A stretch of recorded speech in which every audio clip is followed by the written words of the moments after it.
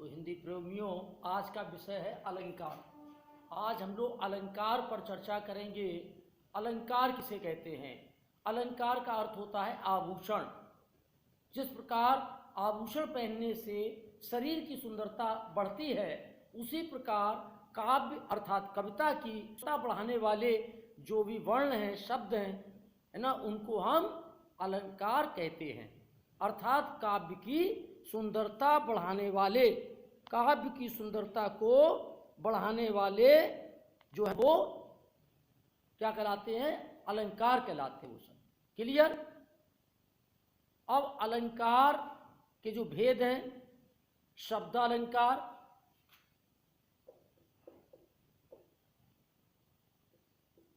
अर्थालंकार और तीसरा है उभयालंकार। अर्थात शब्दालंकार शब्द के माध्यम से, वर्ण के माध्यम से जो कविता की सुंदरता को बढ़ाते हैं, ठीक है, वो क्या कहलाते हैं? शब्दालंकार कहलाते हैं।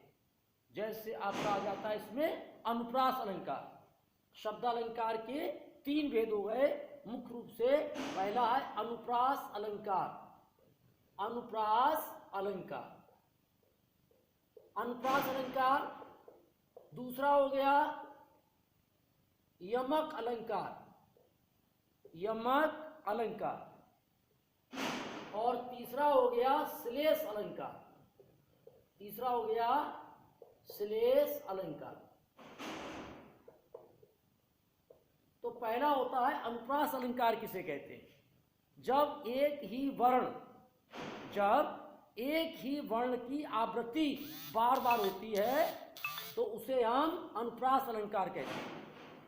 क्लियर? अनुप्रास अलंकार में एक ही वर्ण की आवृत्ति बार बार होती है। जैसे बनन में, बागन में बगर रहो बसंत है, इसमें वाह वर्ण बार बार आ रहा। क्लियर? चंदू की चाची ने चांदी की चम्मच से चांदनी रात में चटनी चटाई, इसमें चा वर्ण बार बार आ रहा है। तो जब एक ही वर्ण बार बार आए तो वहां पर अनुप्रास अलंकार की आवृत्ति होती है। दूसरा आता है यमक अलंकार। यमक अलंकार किसे कहते हैं? जहां पर एक ही शब्द दो बार आए लेकिन अर्थ अलग अलग होते हैं। वहां पर एक ही शब्द दो बार आए लेकिन अर्थ अलग अलग होते हैं, तो यमक अलंकार की आवृत्ति होती है।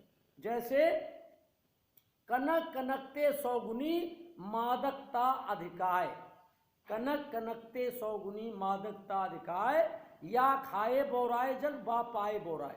इसमें आप देख रहे हैं कनक कनक, कनक माने सोना, कनक माने धतूरा। क्लियर? दो अर्थ हो गए कनक कनक। एक कनक का अर्थ है धतूरा, एक कनक का अर्थ है सोना। देखिए ध्यान से, कनक कनकते सौगुनी, कनक कनक कनक ते सौगुनी मादकता अधिकाय। तो इसमें कनक कनक माने, है ना, या खाए बोरा जग। पहले कनक माने धतूरे को खा लेने से व्यक्ति बोरा जाता है, पगला जाता है, और बा पाए बोराए। और दूसरे कनक का अर्थ है सोना, उसको प्राप्त कर लेने से व्यक्ति पगला जाता है। अर्थात पहला कनक माने धतूरा, जिसको खाने से आदमी पगला जाता है, और दूसरा कनक, कनक माने होता है सोना। तो एक कनक के दो अर्थ हो गए। ठीक है, तो ये हमारा यमक अलंकार बनेगा। अब तीसरा आता है श्लेष अलंकार। श्लेष अलंकार में क्या होता है? एक ही शब्द जो है वो तीन अर्थ देता है। एक ही शब्द के यहाँ पर दो अर्थ थे, यहाँ तीन अर्थ होंगे। देखिए, रहमन पानी राखिए, रहमन पानी राखिए, बिनु पानी सब सून, पानी गए न उबरे मोती मानुष चून। तो रहीमदास जी कहते हैं रहमन पानी राखिए। यहाँ पर पानी का जो अर्थ है, पानी राखिए, पानी को संभाल कर रखिए। बिनु पानी सब सून, बिना पानी के सब सूना है ना। रहमन पानी राखिए, बिनु पानी सब सून, पानी गए न उबरे मोती। वही पानी की स्वाति नक्षत्र में एक बूंद पड़ जाए तो वो पानी क्या बन जाता? मोती बन जाता, मोती। और वह पानी, है ना, जब मोती मनुष्य का पानी अर्थात उसका सम्मान, उसका चरित्र, और तीसरा पानी जो हो गया मानुष, मोती, मानुष और चून। चून माने आपका जो आपका आटा है, रसोई घर में आटा बिना पानी के महत्वहीन है, हम आटा नहीं गूंथ सकते। और चून माने चूना के भी होता है ना, चूना में भी अगर पानी नहीं पड़ेगा तो वो चूना जो है वो काम का नहीं, व्यर्थ है। तो यहाँ हम देख रहे हैं पानी के 3 अर्थ हो गए।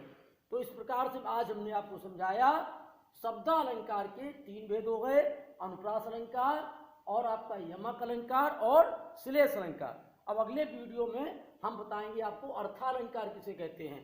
शब्दालंकार में आपने बताया आपको शब्द के माध्यम से काव्य की सुंदरता बढ़ती है, ठीक है। और अलंकार का मतलब क्या समझाया आपको, अलंकार माने आभूषण। जिस प्रकार शरीर की सुंदरता आभूषण से होती है, उसी प्रकार काव्य की सुंदरता भी वो काय से बनती है, अलंकार से बनती है। धन्यवाद। मैं DK शर्मा गुरु, हिंदी गुरु, आपको बता रहा हूँ। अगर आपको वीडियो पसंद आई हो, लाइक करें, सब्सक्राइब करें। Bye bye.